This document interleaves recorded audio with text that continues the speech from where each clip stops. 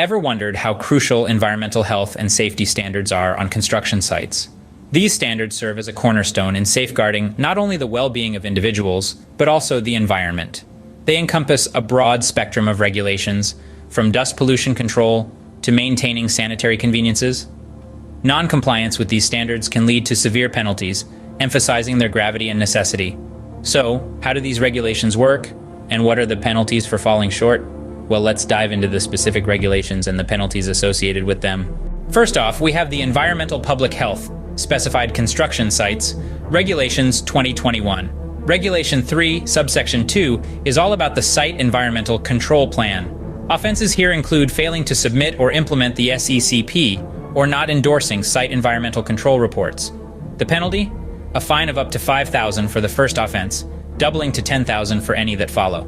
Next up, Regulation 4, subsection 1. This one's about appointing an environmental control officer. If the incumbent officer leaves, you've got 14 days to find a replacement and update the SECP. Fail to do so, and you could be looking at a fine of $5,000 for the first offense, rising to $10,000 for subsequent ones. Lastly, we have Regulation 5, subsection 1. This focuses on providing the environmental control officer with the necessary facilities, equipment, and information. Fail in these responsibilities, and the penalty is $1,000 for the first offense and $2,000 for those following. So, as you can see, non-compliance with these regulations can lead to severe penalties. Next, we have the Environmental Public Health Act, 1987.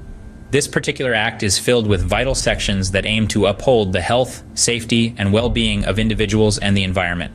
Firstly, Section 18 is all about taking reasonable precautions to prevent hazards during construction activities. Penalties for failure to comply can reach up to $2,000 for the first offense, $4,000 for the second, and a hefty $10,000 for subsequent offenses. Moving on to Section 19, this section addresses the scattering of materials like sand or gravel, which can pose environmental hazards. Just like Section 18, the penalties are $2,000 for the first offense, $4,000 for the second, and $10,000 for subsequent offenses. Section 45 covers the failure to comply with nuisance orders related to various environmental health matters.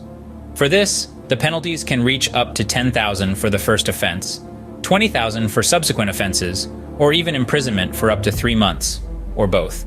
Section 54 mandates the provision of adequate sanitary conveniences at work premises. The penalty for non-compliance is a $5,000 fine. Lastly, Section 62, subsection 2 emphasizes the importance of appointing a registered environmental control officer. The penalties for failing to do so are $5,000 for the first offense and $10,000 for subsequent offenses.